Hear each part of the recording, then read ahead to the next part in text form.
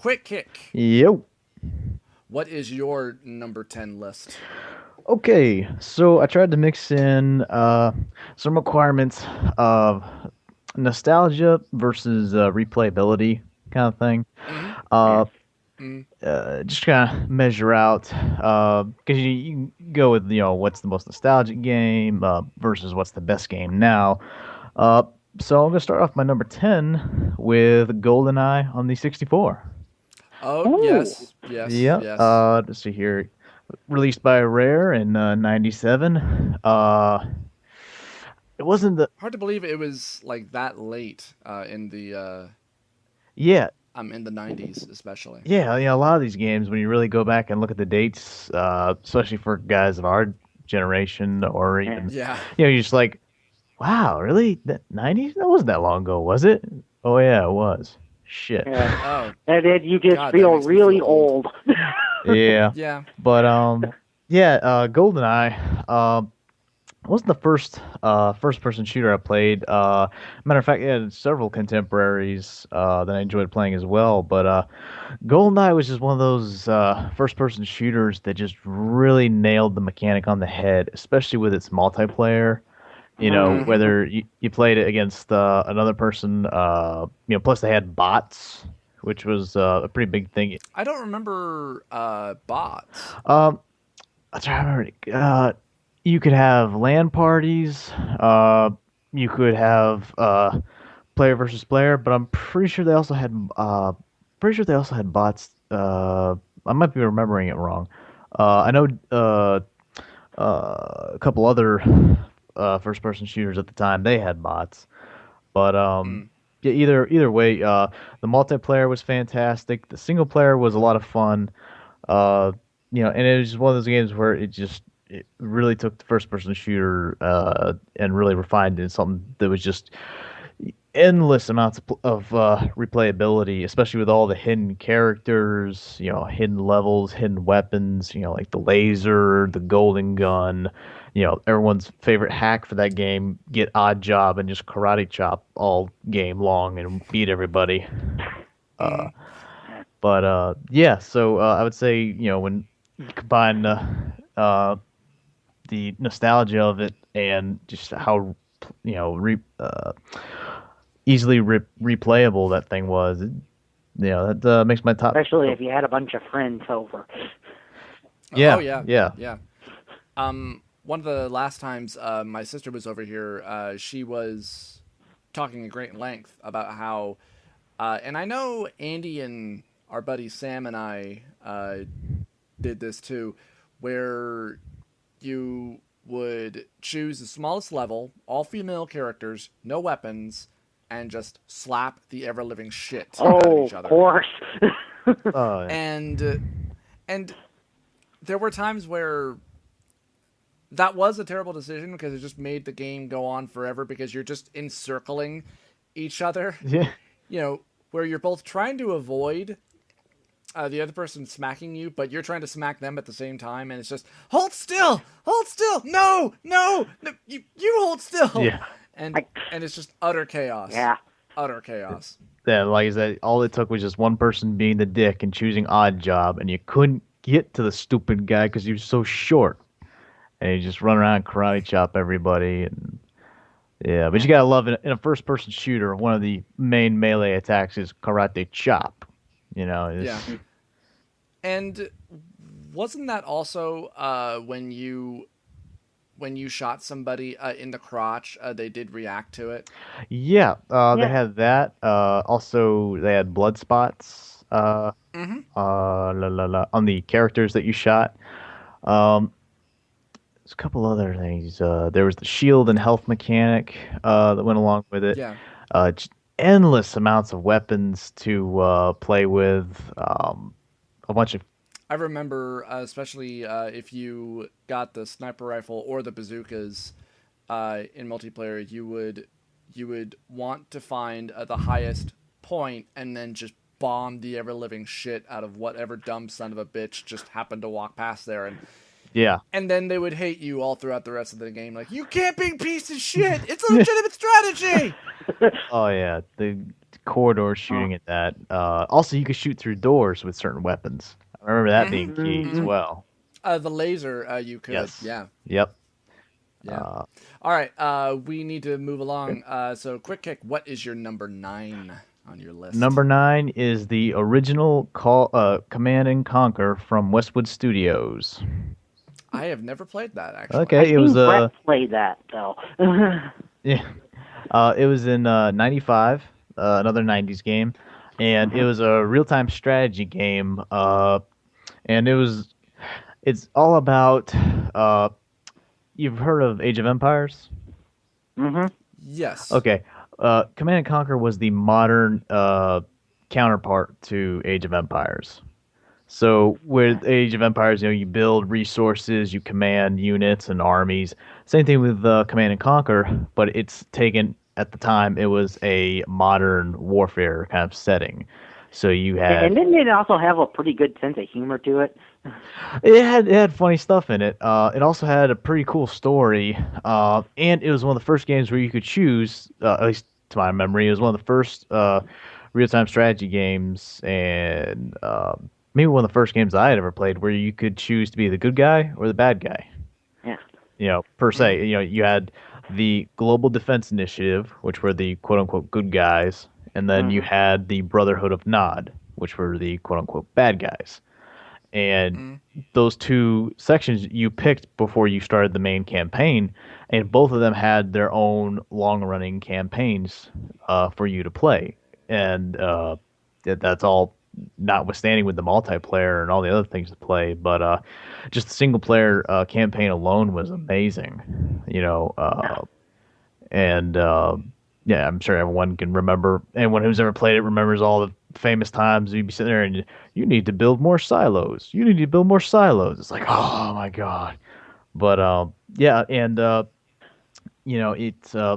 was just one of those real-time strategy games that kind of set the bar that games like Warcraft and Starcraft had to match up to.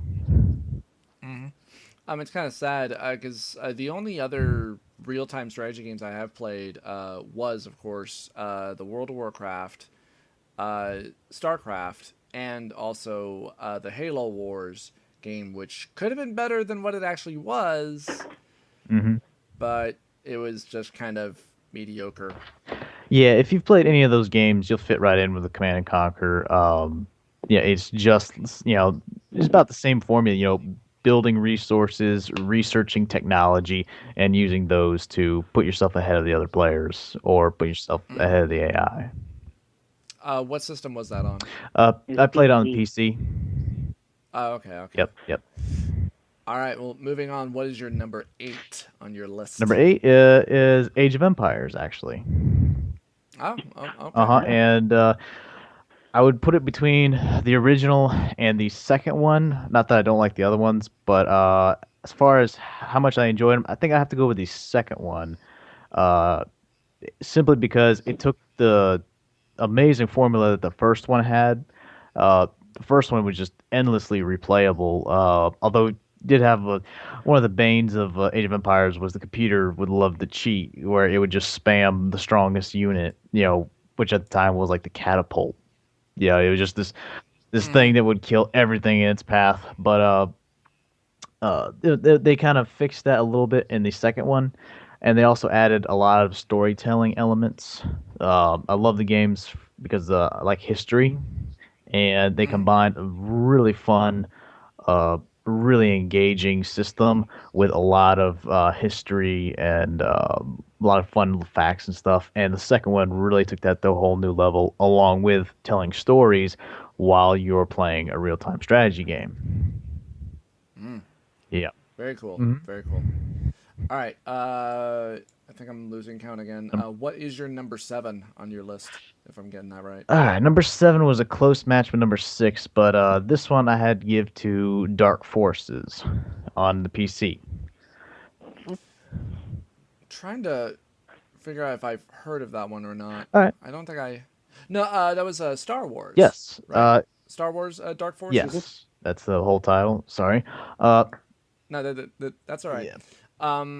Jeff and Jason, they played that for the loading bar, right? They played the Jedi Outcast, the Oh, first one, I okay. believe. Um, Dark Forces was put out by LucasArts in '95, and you actually follow the same character through that game, Kyle Katarn, before he becomes a Jedi in the New Republic. And Dark Forces, you actually follow him through the events prior to the New Hope, and you follow him through its own unique storyline while that's going on. Mm, And it was based on the same mechanic. It looks a lot like a Doom or a Duke Nukem type shooter. You know, that right. kind of era of corridor shooter, but it really added a lot of great Star Wars flavoring into it, and it had a lot of great moments in it where uh, it just surprised you with something like it's like second or third mission, spoilers, you get captured by Jabba the Hutt, and he throws you into a pit, and it's got crate dragons in it. Like I guess they were baby crate dragons, and you got nothing. You have to bare fist punch a couple of these suckers to death while you're scrambling trying to find your gear inside this pit. And you're just like, oh my god, I'm fighting a crate dragon. I'm punching him in the face. Where's my blaster? You know, yeah. So a lot of great moments like that. Plus, it was an excellent first-person shooter based in a Star Wars universe. Hmm. You know, I know I've see it, seen it be available for the PlayStation One. Um, did you play it on the PC or the PS1 version? I played it on the PC. Okay. Matter of fact, it was the first game I remember having to boot up in DOS. Mm, Actually, it was okay. back when they gave you a little how to start up the game. It came as a little packet inside the box. It was like, okay, how to boot up the game in DOS. And that was my Yeah. first experience with writing any kind of script or code. But yep. Yeah. I have thought, um, because the game is actually available on the PlayStation Network for the PS1. Hmm. I just wasn't really sure how well the controls would, have transferred. I mean, for all I know, I mean they're probably perfectly fine. Um, maybe I'll have to maybe I'll take a look at that sometime in the future. Who knows? Yeah, you can also find it on Steam. Uh, Nice. yeah, you pick it up on Steam. Uh, and I say it's really enjoyable. The graphics, obviously they're gonna be a little rough for our Yeah. modern, high definition eyes, but it's still a good time, still worth a look, especially if you're into the expanded universe of Star Wars. Mm, That's kind of one of their main, well, was canon story arcs was the whole tale of Kyle Katarn. mm. All right, quick kick. Moving on. What is your number 6 on your list? Uh, Actually, staying in line with Star Wars, going with Star Wars Jedi Outcast 2. I briefly played that when it was on. I think it also came out on the GameCube. Uh, and I thought that I was the couldn't get into Xbox, it. not the GameCube. The original Xbox. I don't actually remember now. I played it on the PC. Uh, Okay. I believe it predates this year. Well, LucasArts 2002, so it may have come out for that. Okay. But yeah, uh, it's keeping in line with the storyline that was started in Dark Forces. This is after the first Jedi Outcast. You're still following the main hero, Kyle Katarn, and Mm, this game was unique because you had the well, it continued the system from the last game and really amped it up. It was you had a first-person shooting mode where you could have all mm, these guns and be doing all this stuff, but then at any point, when you got the ability, you could pull out a lightsaber and start using force powers along with the lightsaber. And it had right. a lot of corridor shooting with like stormtroopers and stuff, but then you had a lot of reborn Sith who you would fight with the lightsabers duels.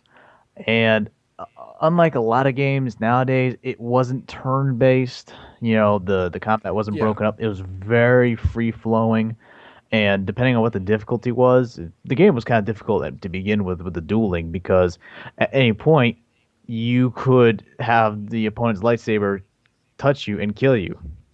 And if you turned up the difficulty on it, it could happen literally at any moment. So going into a lot of those duels, even with light bad guys, you had to like kind of strategize and take your time because the the uh, the blades in that game, they were just deadly to you.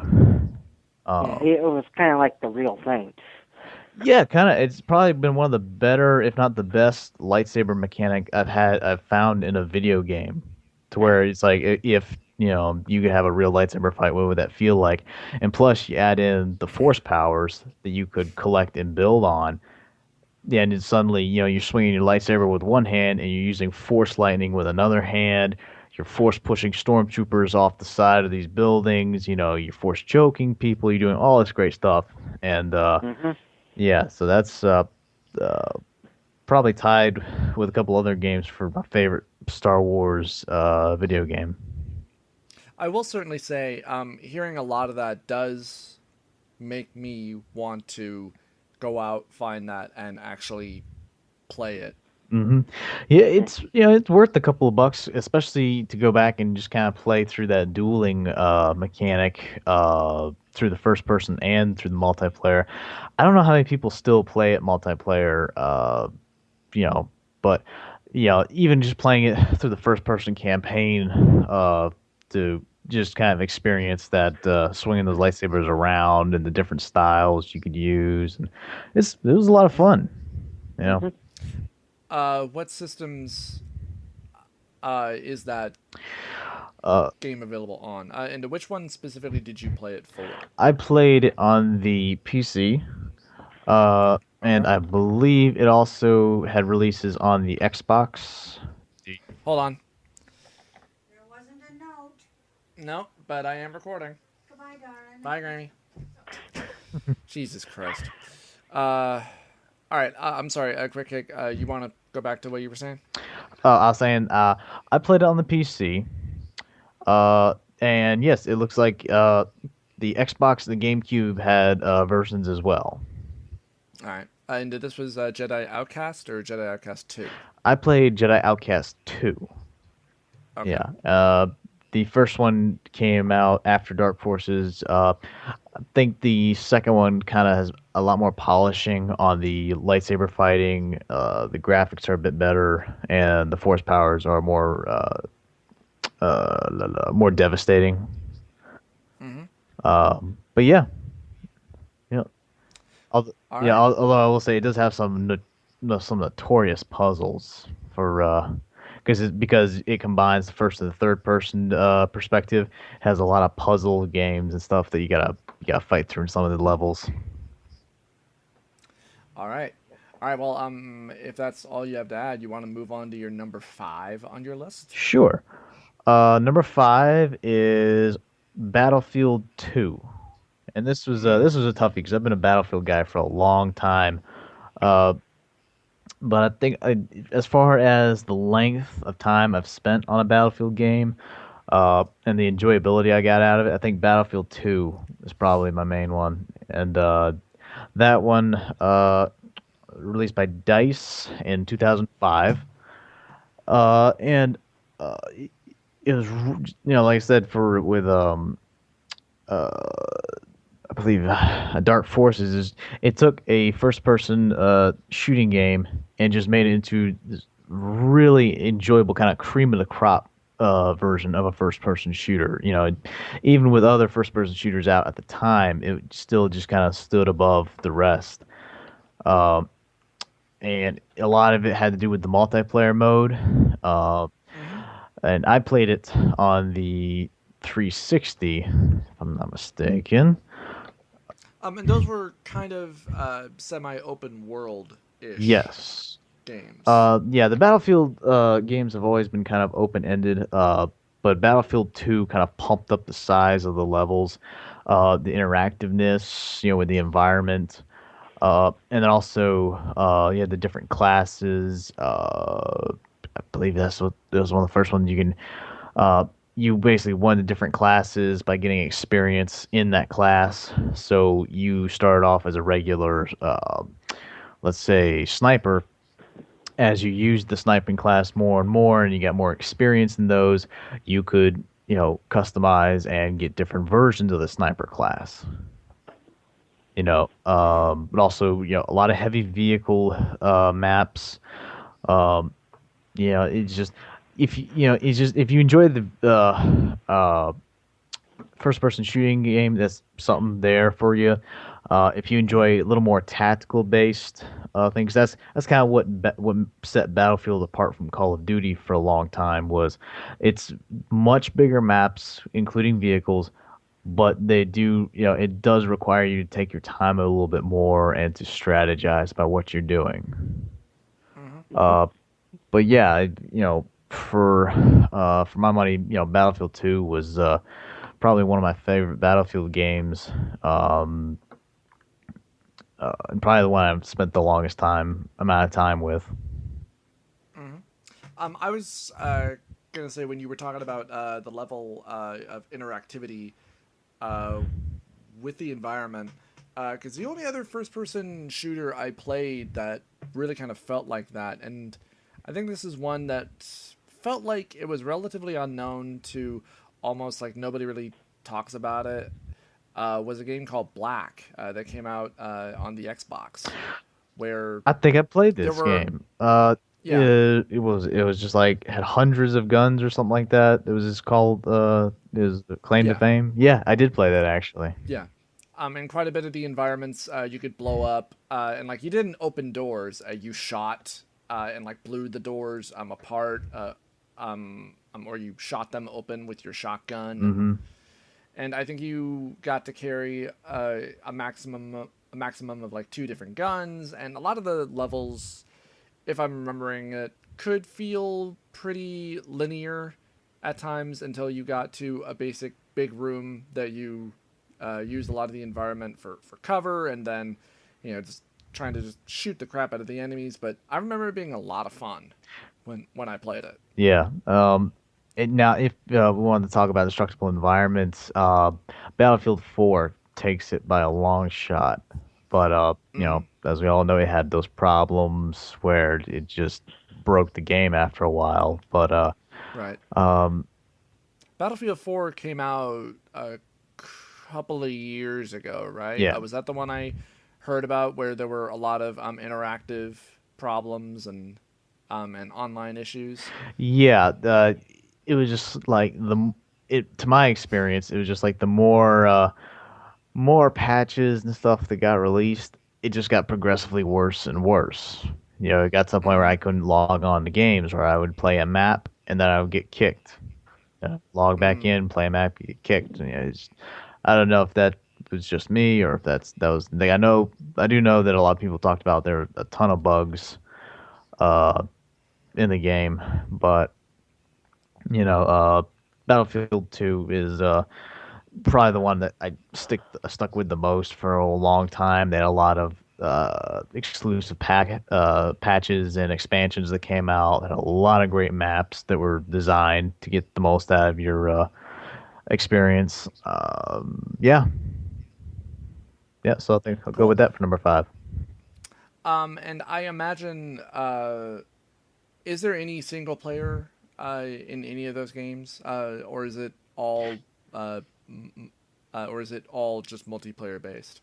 No, there was a. Let's see here. Number 4 had a single player, I believe, and then number 2 had a single player, but I think it was just play through where you're playing on the same maps, but it'll give you some kind of backstory about what you're doing, and then you just play through it like you normally would, except you're playing against a computer, Right. and you have to. Hold on. Mhm. First ad of the recording. Okay.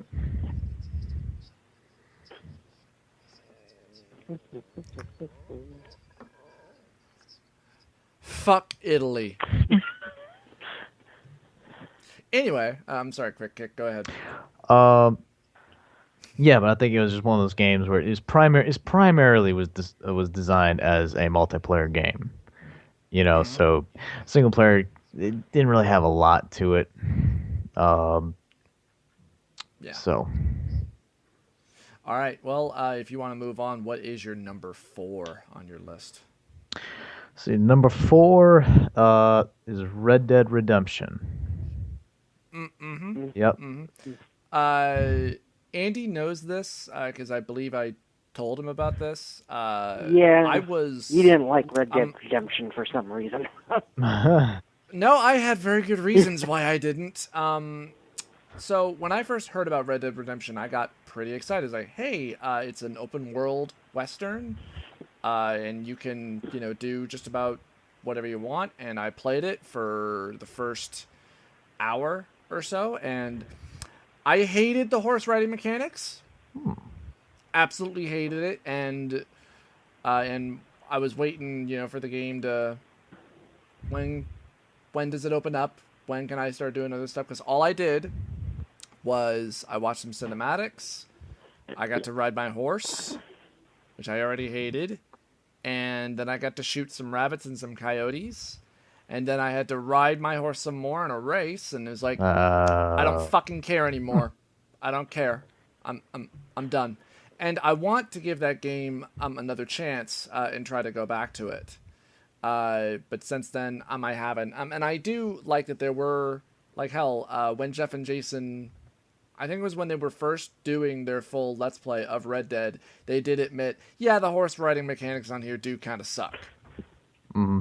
Especially if you wind up doing a lot of the side missions, like the notorious herding mechanic and the Oh. yeah. Yeah. I never did or the ones you were forced to play like that, and then the horse and buggy race. That was but let's see here. The story is still good though. Story's good. The gameplay mechanics are great for me. You got the Dead Eye mode, which is funny because I played Red Dead Revolver, so I was a little familiar with that mechanic. What formats did you play either of those on? Red Dead Revolver was the original Xbox, and then it was only released for the Xbox? I don't think it was only released for the Xbox, but that's the one I played it on. Okay. Me too. Yeah. Then obviously, Red Dead Redemption was on the 360, and that's how I played it. Yeah, and I loved the open environments. Those were cool to interact with. Like Andy was saying, the story was amazing. I love, there's a reason why, John Marston became so popular on Raid Select. Following him, the game could get a little long at points, and some of the stuff could turn into busy missions. But with all of the different, guns you can collect, all the Easter eggs, the customization, I just had a great time with it. Even one complaint I do got about it is the hunting mechanic. That can get a little tiresome. That was just one of those things I never really bothered with too much. I did some side stuff, when I really didn't feel like doing a mission or something, but I usually kind of stuck to the main storyline and followed that until I beat the main storyline, which, that third act, or that ending that I'll not spoil here. I already know how it ends. Yeah. So. Well, for everybody else who hasn't played listeners. Yeah, for the game that came out. For everybody else who isn't listening. The game that came out 5 years ago by now. But that kind of gets to you. Especially since you spent so much time with that guy doing all that stuff. But yeah. What are your thoughts on Red Dead Revolver? It was all right. It was was fun. Um, Not nearly as to me as fun as you know. It's not nearly as polished as Redemption is. Yeah. I will certainly say that. Did Um, you play the expansion Undead Nightmare for Red Dead Redemption? I played it a little bit. I believe I didn't even own it. I haven't. I never bought it myself. I think I played it at somebody's house or somewhere. Um, but that was enjoyable. I wish I had. Wish I could. I may have to go back and pick it up myself to play it a bit. Yeah, you should just to collect the four horses of the apocalypse. Yeah. yes, yes. Yeah. Uh, oh god, there was nothing more hilarious than Jason fumbling Oh, I and lost. killing himself trying to collect death. Oh my. Yeah. I was in tears. I Yeah. was in tears laughing about that. It Yeah. was. Um. Yeah. And going back to Red Dead Revolver, because I did a Let's Play on that one probably about a year ago at least. Uh, because I had played Redemption and had never really played Revolver. I don't know if it only came out on the Xbox, but I will say, like, that game has, wow, it has not aged very well at all. There were so many sections of whenever there was a story cinematic, everything glitches in and out, trees, backgrounds, characters. It's just, Yeah. wow, and it was all captured on the recording, especially Yeah. and every single event was all level based. Yeah, Uh, it seems like the two games were made by two different studios. It seems like yes, Well, yes, yeah, I think they were, weren't they? No, it was I'm not Rock. sure Yeah, actually. either way, you look at the two games, and it's like if Red Dead Redemption's a AAA game, Red Dead Revolver was like a AA game. Was probably smaller. Yeah, it's Yeah, like it was made by a much smaller studio to put out a game. Red Dead Redemption is more like the crowning jewel of a AAA, studio. Hmm. hmm Uh, mm. but yeah, I mean, you can talk about like the physics in Red Dead Redemption because I mean, how if you played that game, you spent at least a couple hours combined chasing civilians around and just running into them just to watch them tumble over like they weigh nothing, and then just doing Yeah. tiny circles I around them. personally liked roping people that I was collecting bounties on and dragging them around the street. Yeah, yeah, oh yeah, that lasso mechanic, Yeah. that was fun. Yeah. Hmm. All right. And that was Number 4. was that your number 4 or is that your number That was 3? number 4. Okay. Let's move on then. What is your number 3 on your list? Oh boy. When it comes to 1, 2, and 3, I can almost use these interchangeably, but for number 3, I'm gonna have to go with the Knights of the Old Republic, the Star Wars Hmm. game from uh, Bethesda. No, I'm sorry. Bio. That was BioWare. BioWare back before they sold out to EA. As BioWare, Yeah. distributed by LucasArts, if I'm not mistaken. That was in 2003. Yeah. Mm, that I almost put that as an game. honorable mention, actually. Yeah. Okay. Yeah. That game was the sole reason that I really wanted to get an Xbox so that I could play it. Yeah. Yeah, I mean that game, that'll probably be up, for decades to come. It'll probably be up in my top 10, if not my top 5 video games of all time. Yeah, I remember I spent the entire year, well, not the entire year, but I spent, I think I was still in early high school, I believe. Yeah, it was like early middle school, high school. I spent God, that makes me feel old. Yeah. Well, I spent my time just like grinding that game. I could not put it down. I literally would like I would I would get home, do the homework and all this. I would start playing that thing at 9 o'clock at night, and I would keep going all the way till about 5 o'clock. And I knew I had to call it at 5 o'clock because I had to get up for school at 6 o'clock. And I did that for weeks and weeks. And Yeah. but you know, coming out at a time, I can't remember if there's a lot of other good, solid Star Wars games that came out. There was a bunch of crappy ones that came out. Not at that time. I think that was like one of the few that was any good. Yeah, Yeah. but that thing came out, and it was just like, you know, here's your experience as a Jedi Knight. Go have fun, go play. And Or as a Sith. yeah, however you or want as to a do it. Sith. You had, at the time, it was probably the most, aside from Jade Empire, probably the most Yeah. choice-based game that I ever played. And at first, when I first started playing it, I was like, oh man, turn-based combat, I don't like this. Where's again, I'm looking for that Jedi Outcast 2 lightsaber mechanic, free running, swinging around. But Yeah. after a while, you just lose track of it because the game's so good, and you get into the characters, and the story is, Yeah. huge, but Hmm. yeah, I enjoyed the hell out of it, and Yeah. probably one of the probably the top 10, top 20 classic Star Wars games. Hmm. I think we all are still waiting for that day when we get the absolute perfect Star Wars game that has it all. First person shooting with some really good lightsaber combat, and then also you get your own starship and you get to run around and get into space combat.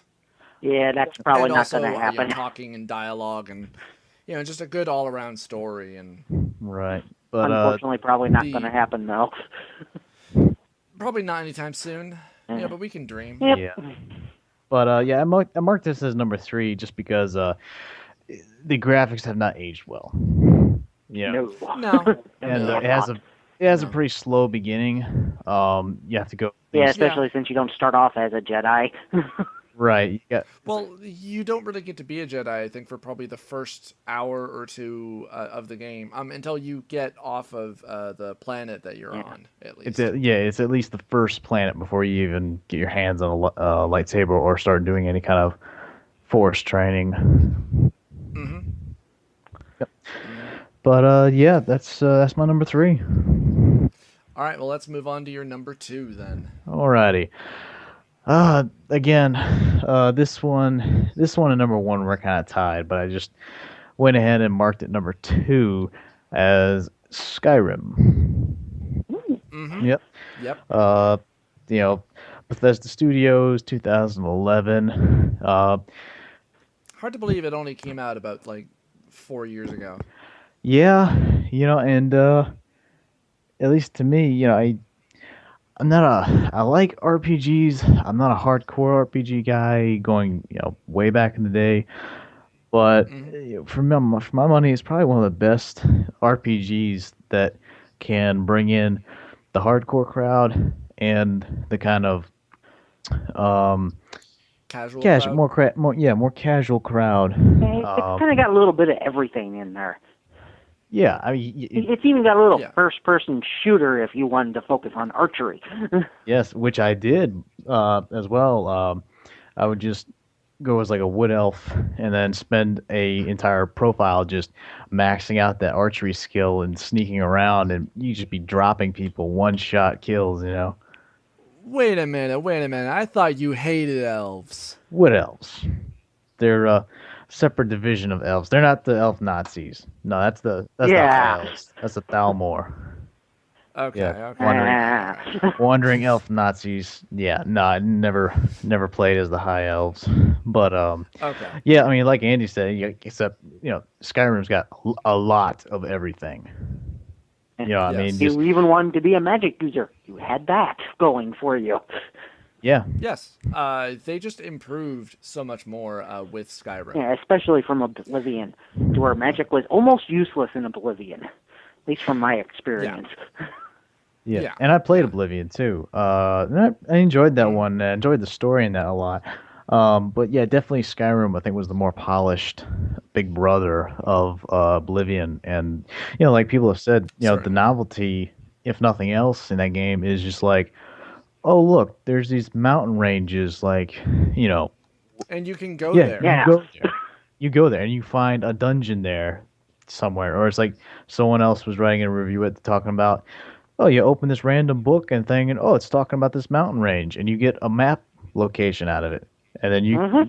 you go you can walk there. You can ride the horse. Although the horses were crazy expensive in that game. Yeah, that's why I joined the Dark Brotherhood so I could get Shadowmare. Oh yeah, Shadowmare's money. Uh, but yeah, it just the it is a gorgeous game. It is Yes. Oh, yeah. Yes. gorgeous to look at, and I didn't even have And just the sheer randomness of some of the quests in there. Like one I found where I wound up having a drunken night where I wound up defying a temple of Debella, stealing a goat, and getting married to a hag raven. yeah. Oh yeah, I remember that hag. Yep. Yep, I that was believe a the quest was called A Night to Remember, or in my case, A Night Not to Remember. Yeah. yeah, but yeah, there's just a ridiculous amount of content, a wide variety. You've got the main storyline, which affects the world to a degree. hmm You know, you've got so many different mechanics you could talk about. You could talk about Yeah, the shout and that's not even mechanics. counting in the added content. Yeah, the DLC as well. Building a house. That stuff brought hmm me right back to the game after I just got out of it. Being Just able to make your own frickin' arrows. yep. Um, Yep. and especially if you got this game on PC and you've got a solid rig, there's no limit. I've only played it on the 360, but I can't even imagine how good that game looks with all of the Mm. up-res packs, all the extra mods that people have made, on a Yeah, Uh. I believe Brandon, one of the twins, has it on the PC and has told me about some of the Oh mods. yeah. Yeah. He showed me quite a few of the different mods and how like the game, it looks so much crisper and far more detailed than it already did, and Mhm. it's just wow. It's like if I did have a really good, powerful PC, I would want to play Skyrim on the PC, but I don't because I know my attention span would be about as limited in gaming as it already kind of is, sadly. And I know like well that would just be a waste of money. Yeah. Well, and the other So thing I gotta mention though is the soundtrack. The score Oh, to that game yeah. is fantastic. I mean, the first release trailer that I saw had that the song that you listen to in the opening menu, the That Dragon very mhm. song, Viking-ish. very Viking chorus. When you saw that first trailer and you listened to that, you're just like, oh, I must have this game. I don't care what it is. But yeah, even a lot of the walking around music that you listen to, where you're just going down the roads or climbing through the hmm forests and stuff, it's just beautiful Mhm. sound, beautiful scores to the whole game. So I think if Mhm. you had to come up with a list for top 10 musical scores for video games, I think that's probably going to be on one of them. At Mhm. least. Yeah. All right, well, quick kick. Before we get to your number one, what do you see? We talk about your honorable mentions as well. All right, and I'm gonna try to keep this to five. Uh, Okay. Mario 64, back in the day, Oh yeah. yeah, yeah. The playability on that game was a lot of fun. Huge Yep. open world for a 64 game. It's still quite a bit of Yeah. fun. I know there's a version on it of it on the Nintendo DS that I don't own, but it looks really nice. I do wonder how better it probably is than the original N64 version. Don't know. I didn't pick that one up. But Yeah. next honorable mention, more recent game, Shadow of Mordor. Uh, Mm-hmm. Mm-hmm. You've been talking about that Yeah, quite a I've bit. enjoyed it quite a bit. And I think that the Yeah. Nemesis system and that kind of the technology or program or whatnot, I think that can be, if people want to use that for future games, that could become, a stepping stone towards a new level of AI in video games. You know, Mm-hmm. um, especially for games like like we just talked about with Skyrim and other ones that are open world. So say you go up against someone and you fail the first time, maybe they get more prestige, or maybe next time you encounter them, they remember that encounter and they start talking shit to you about it. Mhm. Hmm. Uh, so yeah, that gives an honorable mention in my book. Uh, Next one is Star Wars Battlefront. Those games are just Hmm. pure fun, first and third person shooter entertainment. Um, Especially if you're online, you have a whole bunch of people all fighting it out on Hoth. People are in the AT-ATs. Hmm. People are in the ATSTs. The land speeders are going around. Uh, It certainly sounds like a lot of it is a fun. very fun game. Next one was Battlefield 1942. Again, Okay. I was about to ask, what are your thoughts on the current Star Wars Battlefront that apparently they're oh, making? I'm looking for more information on it. I'm very Okay. excited that it's coming out in the same year that we're getting The Force Awakens. Uh, Hmm. I'm definitely looking forward to it. Although this one, I've definitely set my bar higher. It's like, okay, you guys took this extra Hmm. time. I've heard rumors that they're integrating worlds and landmarks from the actual movies, from the Star Wars movies, Hmm. although they're not tie-in games. So fortunately, they're not Yeah. restricted by that kind of ridiculously tight schedule. Um, Yeah. Hopefully they leave out. I mean, like I could see them using some of the prequel battles, but not the first prequel battle the because Naboo. that was dumb. Yeah. Yeah. Well, I do know that the word is that the one thing that everyone's looking for is pure integration between land, air, and space. One giant Hmm. battle with all these different factors affecting each other. The rumor is that that is going to be a main mechanic in the game. But at Nice. this point, I'll believe it when I see it. Yeah. Yeah. Yeah. Yep. Yeah. Yeah. So anyway, sorry. You were talking about your other honorable mention. Uh, Battlefield. Actually, you know what? Let me scratch that since I've already got one Battlefield game. Medal of Honor. Okay. Uh, Okay. I think I played one of hmm those. And I'm not sure which I'm one. trying to remember the name. I believe it was Allied Assault is what it was called. It was the game. It was notorious. Well, not even notorious. It was famous when it first came out for its recreation of the D-Day land invasion on Omaha Oh. Mm-hmm. Beach. And Yeah. yeah, that intro alone, just rocked the video gaming world. Everyone was like, "Oh my gosh, you played through that!" And oh my, it was amazing and it was brutal. And a lot of people were comparing it to the Saving Private Ryan, D-Day scene. Mm-hmm. But yeah, those games again, they were just kind of like benchmarks in the first-person shooting genre. And the Medal of Honor series, they kind of puttered out there for a while, but in their heyday, uh, they were constantly bringing in new mechanics and different things into, first person genre that we've never seen before. So I gotta give them honorable mention Mm-hmm. for that.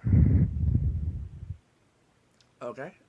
Do you have any more, or do you want to move on to your number one? Let's see. I'll just make the quick last one would be Ghost Recon. Um, Oh. Mm-hmm. I played Ghost Recon 2 for quite a hmm bit, and kind of liked it, but at the same time, the whole quick death thing could be really annoying. Yeah, and that's actually the reason I'm citing the first one was it was one of the first very tactical kind of first person shooter games where it's like you did not run through the level. You did not just, Yeah. and you had squad based commands where you could pick out a point in the map, be like, all right, you guys move off this way, we'll follow this, we'll meet here. Um, I remember Mm-hmm. when it first came out, it was my first experience playing against clans, playing against people who were in the military playing the game. Uh, so yeah, you Mm-hmm. could get dropped really fast if you weren't careful. Uh, and also, Yeah. again, another game that had an awesome soundtrack to it. Mm. But yeah, that's about it for my honorable mentions. All right. Well, moving on to your number one favorite video game of all time. Uh, this one's gonna be Mass Effect for me, Hmm. and I'm All gonna right. go. It's a close tie between the second and third one. Yeah, an Really? effective factor being DLCs. If we want to count the DLCs, uh, Sure. Ish, why not? I may have to go with the second one, even though I Okay. really love the third one, even with the notorious ending that you know blew That up. pissed everybody Yeah, off. that kind of blew Yeah. up, and yeah, even with that, the second one's got a lot of fun combat elements. The carryover from the first game definitely added to it. Uh, Mm-hmm. the romance choices, the character relationships in it, exploration and all that. Um, just made for a fantastic experience. Again, another game where I found myself for weeks on end, just up to, you know, early hours in the morning, just continually playing through the game. Making all these choices and stuff, and probably one of those games where you got no problem admitting that you get emotional at points in the game, Oh and yeah. Yeah. I do think the third one had it better though. I do think the third one Yeah. The for third one definitely did. yeah, but it had the advantage of that's when the Reapers invaded. That's when Yeah, the whole that was kind of the whole conclusion thing. yeah but yeah just in Mass Effect a lot of times didn't really pull any punches when it came to if you made the wrong decision boom, someone's dead. The Yeah. second Yeah. one did that a lot too, with the especially with the final suicide run. You're just paranoid Yeah. about as soon as one of your crew gets dropped, it's just like, oh my god, who gets it next? Who gets it next? And I got to rush to I that next. actually found the formula of how to get through that with everybody surviving. Yep. Yeah, so did I. Although the first time I had one person drop and then that was it, but it just happened to be the person that I romanced. So I was just like, nope, nope, gotta go play it again. Who would you guys say you constantly would romance throughout the series? Uh, I a femme did. shep or male shepherd? Yeah, that's a good one. Either. Uh, I did Tali on the second and third one. She wasn't in the first one, but I think she was on that consecutively. I went back and tried Liara on second playthroughs, but as far as like first time through, what I consistently did was I did the Tali in the second one, and then I followed through with her into the third one. So yeah, see, I yeah. kind of went with the human counterpart. Actually, Oh, on for the male shepherd and Kagan on the female shepherd, okay. and just kind of followed through on the third one. Hmm. You alien hater. Uh, But yeah, you want to talk about you want to talk about not pulling punches. Good lord, especially when you got to that third one. If you did the Tali romance, it's like, man, you make a misstep, you could have some really traumatic cutscenes there in that third one. Oh, mhm. I mean, what was it 2012? So we'll say spoilers, but when she if you didn't have enough experience points to broker a peace between the Geth and the Quarians, and she kills herself. And she She kills kills herself herself. in front of Yeah. you after, while the Quarians are all being annihilated above. So whoa. Mm, yeah. So story yeah. points like that, just, outstanding, especially for emotional Eh, moments. You know, Luckily, I actually managed to do that. yeah, Yeah. I was just like a few points short, and yeah, she offs herself right in front of me. I'm like, but But we were building a house. We had beachfront property. What? Bitch. No, I was just like, What the hell? I was more mad about the game. I'm like, these assholes wouldn't listen to me. I'm freaking Commander Shepard. They still don't listen to me. Don't you know who I am? I'm Commander Shepard, bitch. But yeah, Although I am kind of curious what would happen if I got with Kelly on the second one. oh yeah, Which one was Kelly? the redhead ensign. Yeah, The your one- yeoman in the second one. Yeoman, yep. Okay. She was the redhead one, and she's also one of the people that you have to save in the last suicide run, I believe. Yeah. Yep. Can you romance the Jack character? The psycho Yeah. tattooed girl? Yeah, I romanced her. Okay. Yeah, on a second playthrough. You romance her in the second one mostly, and then in the third one, she's a bit absent. Actually, she's really absent in the Okay. third one because you see her after you rescue some of her students. Yeah, she's just kind of there. Yeah. Okay. Although they do So it's bring kind her of back. too bad because I kind of liked her as a character. Yeah, they do bring her back though a lot in the DLC. Ah, Especially like the party DLC. That was cool though. Yeah, again, if you're counting DLC, I think the third one kind of pulls away from the second one a little bit as far as just the interaction with these characters that you've spent 3 games over. yeah. And it all accumulates in this party where they're hanging out, talking, having a good time, and just doing what they do. Yeah. But I'd be kind of curious what would happen though with Garrus though. Of course, I've only found that happen with the female shepherd. yeah, it's actually got a really cool romance thing in the third one. Second one, I don't know. I didn't go through that. But I've seen a lot of videos for what happens with the romance in the third one, and it's pretty cool. Yeah. Yeah, Nice. benefits of YouTube is if you don't really have the time or amount of life to spend on going back and playing Mass Effect all the way through 3 or 4 Yeah, times. that doesn't really work for me. Yeah, just go watch the full things on YouTube and see what happens with the romances that you're thinking about. And Yeah. Yeah. If I ever get a computer, I'll have to do that. yeah, that's true. Yeah. All right, everybody. We are going to take a brief break, but we will be right back.